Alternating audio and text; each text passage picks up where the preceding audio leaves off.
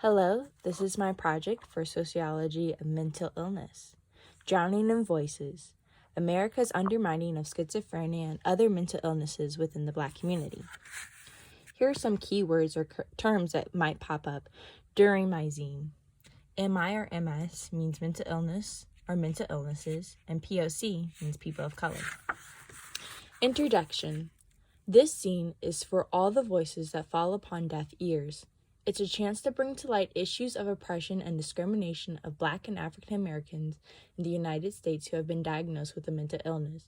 The information placed before you is to help you gather a deeper understanding of the struggles of stigmas/taboos, the effects of socioeconomic status on mental health care, and the truth on why Black and African Americans mistrust medical and psychiatric professionals. Additionally, these are the stories and statistics on what it means to be Black and mentally ill in a country that makes you invisible. Ultimately, I hope the content within the zine helps medical professionals and psychologists see and grasp a better perception for Black and African American people diagnosed with schizophrenia or any mental illness within the American society. History of schizophrenia. The first modern concept of schizophrenia was formulated by German psychiatrist Emil Kraepelin. He would conclude that specific combinations of mental illness symptoms would help identify the specific mental disorder to the patient. He used the same method and coined the term dementia pericope to label patients that had symptoms such as hallucinations and profound social functioning disabilities related to people with schizophrenia. He was most famous for discovering and contextualizing the anatomy of the central nervous system or neurological pathologies that underlies the process of schizophrenia. Conversely, schizophrenia wasn't defined into the early 19th century, but as an onset for early dementia.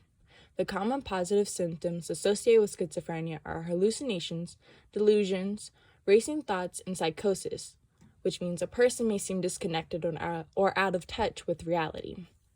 These symptoms can be set off by acute relapses from exacerbation. In other words, positive symptoms may return to the patient and can be so severe that it causes a psychotic episode due to the mental disorder becoming worse.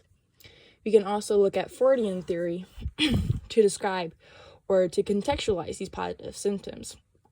We can look at his psychotic energy theory of schizophrenia, where he states that persons who have schizophrenia doesn't have enough defense mechanisms and the person is overwhelmed by the death drive, which is the unconsciousness drives towards destruction, causing someone with severe episodes to disconnect from reality and act out in public spaces, which are positive symptoms. Also, people who have schizophrenia, according to Freud, is that theoretically their egos are underactive, causing them not to rationalize a situation or operate reasoning into normal life situations, which is basically psychosis. Nonetheless, schizophrenia also has negative and cognitive symptoms that can become chronic and make this a disabling disorder for some patients and their families. Negative symptoms are lack of emotion, empathy, poor or non-existent social functioning. Cognitive symptoms are disorganized thoughts, difficulty concentrating and or following instructions, difficulty completing tasks, or memory problems. Uniquely, psychotic symptoms, where the person is disconnected from reality, first emerge during late adolescence and may occur early in men, probably around early to mid-20s, compared to women in their late 20s. However, in the final analysis, it is still unknown what the specific factors that lead to schizophrenia, but research suggests that it's a combination of environmental genetics and other brain chemistry. We also don't have a lot of information or education on schizophrenia as well. What does mental illness look like today in the Black community? This topic is rarely discussed in a lot of Black households due to the deep and generational mistrust of the medical system caused by centuries of discrimination from medical professionals and psychologists or psychiatrists. Black and African Americans have been poked, prodded, and observed unknowingly and blindly by the medical professionals. Historically, medical professionals use Black bodies as test subjects and cures for the dominant group's disease. For example, Henrietta Lacks' very own cells were stolen from her body to help create the HeLi cell used to discover and test if a cell line is cancerous or not. These cell tissues were taken out of her body without her knowledge, permission, or compensation, even though she was dying from cervical cancer, thus making Black and African Americans fearful of seeking help from medical professionals. On top of the discrimination Black and African Americans received from medical professionals and psychiatrists or psychologists, another factor is the immense inequality of accessibility and affordable health care to African Americans. More than 1 in 5 Black and African American people in the U.S. live in poverty, and 26% of Black and African Americans live in higher poverty neighborhoods compared to white people. This is a huge factor in whether or not Black and African Americans will be able to seek out help when they want it. Statistics. Black and African Americans make up nearly 40% of the prison population. The prison rate for Black men are 2,417 per 100,000 Black male residents. This is 6 times greater incarceration rate than white men. Then for Black women, the prison rate for them is 97 per 100,000 Black and African American female residents. This is double the incarceration rate for white women. 13.4% of the U.S. population identifies as Black or African American. Of those, over 16% report having a mental illness in the past year. This is over 7 million people. Then, only 1 in 3 Black adults who need mental health care receive it. Black people are more often to be diagnosed with schizophrenia and less often diagnosed with mood disorders compared to white people with the same symptoms. Black people have a higher rate of depression and anxiety. Black emerging adults 18 to 25 experience higher rates of mental health problems and lower rates of mental health services, and 50% of people diagnosed with schizophrenia have not received any treatment. Why schizophrenia and other mental illnesses within the Black community is hidden from society. The major reason why mental illness in the Black community are made invisible to society is that their inequalities don't affect the dominant group, white people. Serious discrepancies within mental health care and treatment for Black people are due to the historical oppression and systematic racism within the United States. Black people aren't given the same opportunities as the majority group due to housing segregation and an influx of Black families, individuals living in areas that have high poverty rates and little resources for education, as well as medical services and unemployment. This is mostly due from enslavement as well. Black people are more likely to use emergency rooms or primary care rather than mental health specialties. This could be due to the stigmas around mental illness. Even though mental illness affects every race, Black people are still being left out of the conversation.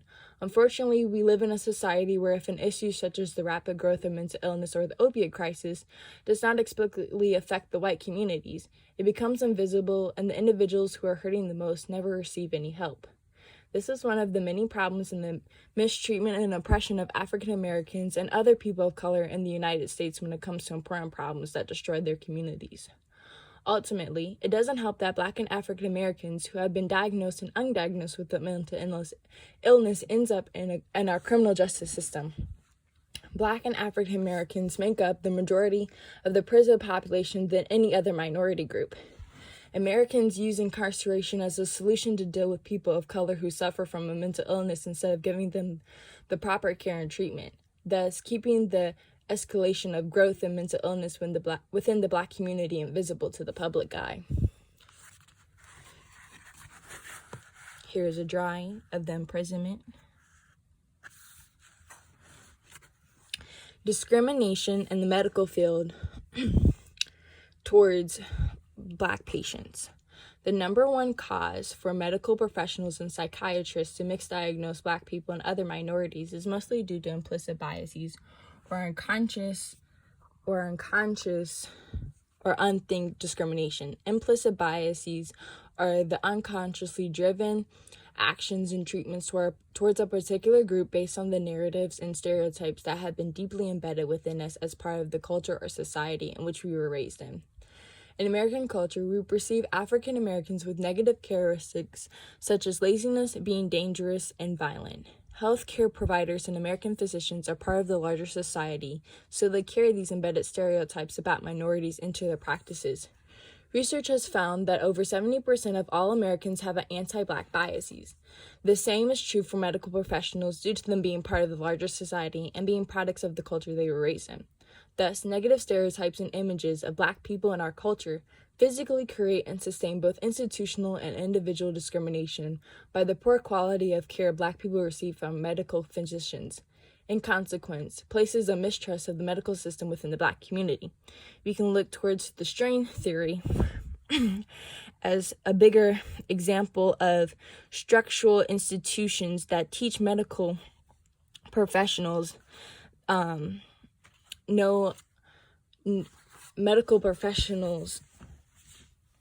how to discriminate against Black patients, or not even teaching them the cultural preference of how to deal with patients who are not part of their race group.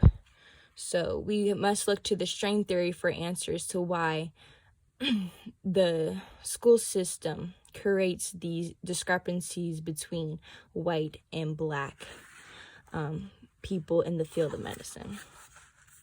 The doctor is making it look scary for people of color who have to go to the doctor's office. Discrimination of Black children within the social system. Our social systems are a prime place where Black children are taught that they are very different from everyone else in the classroom. They learn this from the teachers' actions and behaviors towards them through a mental and psychological and physical microaggression inside the classroom. Microaggression is defined as the indirect or unintentional discrimination against members of a marginalized group. Teachers can use microaggression to single out their Black students and punish them based on their abnormal behaviors, or just for simply being a kid and acting out. It starts in the form of a verbal microaggression when a teacher directs a derogatory or negative racial message towards their Black students in front of the class. For example, if a Black child is acting out or producing odd behavior in class, the teacher might pull the student aside or talk to other teachers and label them as being hostile or aggressive, thus embedding these labels upon the child within their peers and other teachers, causing everyone around them to treat them differently. Research has shown that teachers tend to more closely observe their Black students than their white students, especially Black boys, when challenging behaviors are expected. For microaggression, implicit biases come into play and shape the way teachers perceive and behave towards Black students. Studies have shown that teachers are more likely to discipline and label Black students as troublemakers when it's known to them that this is their second offense. Ultimately, implicit biases and microaggression towards Black students in the classroom makes it harder for teachers to notice when and if the child has an underlying mental illness, which may be the cause for their misbehavior. Teachers are quick to label their misbehaving Black students, but never take the time to understand why the child is acting out. They let stereotypes and implicit biases control the judgment of their students. This is also another example of the strain theory as well. Teachers use the tactics of microaggression to single out Black students, thus labeling them as well, causing Black students to know that they're different and placing more stress upon them for why they can't fit in with the rest of their peers.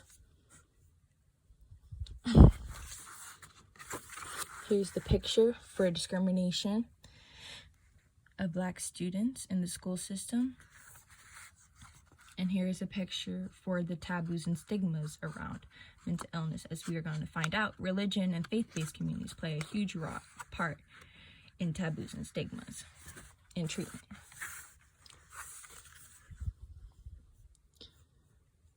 Taboos of mental illness within the Black community. One of the major stigmas or taboos around mental illness is that it's a sign of weakness. 63% of African Americans believe that a mental health condition is a personal sign of weakness. The stigma can act as a deterrent from people seeking mental health care when they need it. These stigmas stem from generational and historical oppression of Black people. The factors of enslavement, residential and racial segregation, and racialized discrepancies of access to mental health care has a huge impact on why Black people don't seek out medical help. From this, many people choose to seek out support from faith-based communities instead of seeking a medical diagnosis. The consequence of this option is that some of these faith-based community leaders or officials don't have the proper education or resources to help individuals who have a mental illness. However, these stigmas contribute to the hesitation Black people have seeking out professional help. Reports have shown that Black and African American men have been more concerned about stigma surrounded by mental illness than anything else, thus making it harder for them to seek medical or psychiatric help. One way to destigmatize mental illness within the Black community is for medical professionals, psychiatrists, teachers, and resource officers to start educating people to understand that mental health is an essential part of well-being, just like a healthy diet, sleep, and exercise. The effects of socioeconomic status for Black people with a mental illness. Money has a huge part in whether or not people can afford insurance, let alone insurance that covers mental health care services such as therapy sessions or seeing a psychiatrist. For example, treatments and other economic costs due to schizophrenia and other mental illnesses are estimated between $32.5 and $65 billion annually. Additionally, homelessness and people who are incarcerated are reported to suffer from some sort of mental illness. Approximately 33% of the individuals within the homeless population have serious untreated mental illnesses, and roughly 25% or 225,735 Black and African American people have reported being homeless in 2020, whereas Black and African Americans with mental health conditions, specifically involving psychoses, are more likely to be in jail or prison. Black communities are composed of nearly 40% of the prison population in the United States, and 45% of Black and African American children are in foster care. Thus, research has shown that exposure to violence, incarceration, and involvement in the foster care can increase the chances of developing a mental illness. Consequently, this is also could be due to the stress theory of the experiences people face in the foster care system of abuse or neglect as well on the individual, which is a major life event for them, or the child when they're in the developing stage. That might be the cause of why they develop a mental illness later on in their life. Also, we can use the stress test theory to see if this is a factor of their major life events within the foster care system and the treatment that they receive. Consequently, the extreme rate of Black and African Americans living in homelessness or high poverty neighborhoods leaves them at a tremendous disadvantage to accessing and affording mental health care services, as well as medications for treating their illness. Moreover, Black people who have mental illnesses populate our prison systems because of implicit bias and systematic racism within the criminal justice system. As well as in the 1950s, when we transitioned from mental health hospitals into institutionalizing people who have mental illnesses in our criminal justice system because of the closure of mental health hospitals in the 1950s, causing a trans-institutionalization. And it left leaving a lot of people who were in those mental health hospitals either homeless or incarcerated, but only due for incarceration due to like petty theft crimes and minor crimes.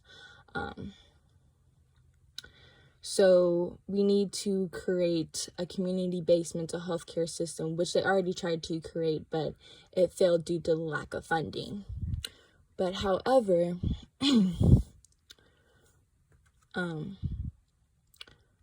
incarcerating people who have mental illness instead of properly diagnosing and treating them before they get to prison allows them to get somewhat of care, but not a whole lot, probably just only medication and not like a whole bunch of actually psychosis treatment or therapy.